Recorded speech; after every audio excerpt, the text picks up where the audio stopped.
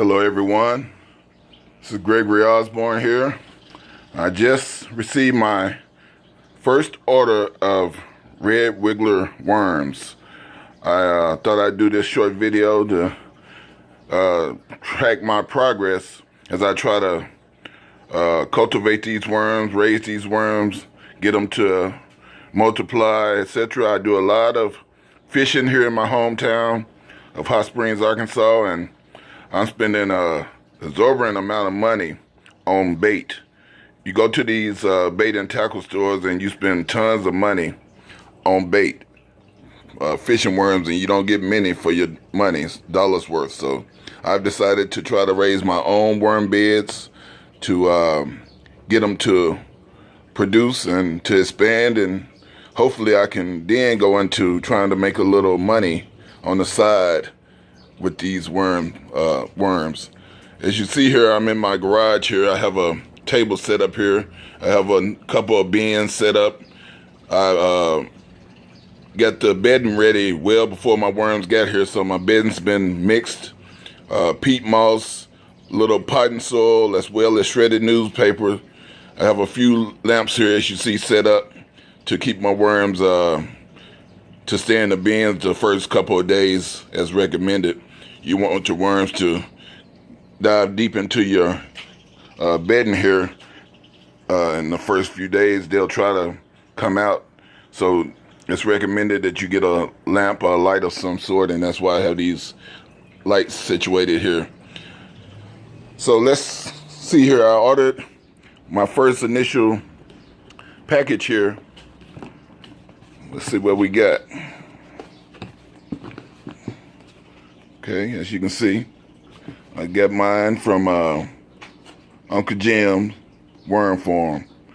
I've done quite a bit of research, and this guy seems like he's a pretty straight shooter, so I gave him a try. We're gonna see what he shipped me. I ordered 2,000 for this initial order, so let's see what we have here. I'm gonna turn this off for a minute, put the worms here in my bin, and I'll let you see the worms here in just a second. Okay, I've poured my worms into my bin. Let's take a look here and see what we have. Like I said, I ordered 2,000. Look at all of those worms there. See that big ball of worms? All of that is worms. They're good and lively. It's they mentioned they will look kind of scrawny when you first get them, but you know, they will fatten up once you add a little moisture to them. They get acclimated to the new environment. But that's a whole gob of worms, nice and lively. These are red wiggler worms, as I stated at the beginning. So they should be very, very easy to maintain and to raise here.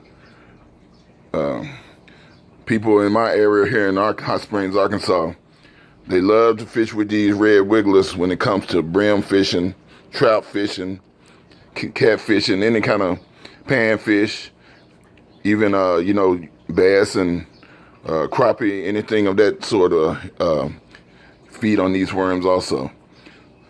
So like I said, I wanted to do this initial video just to show you guys my progress as they come along. Hopefully we can get them to produce and expand into a little side business as well.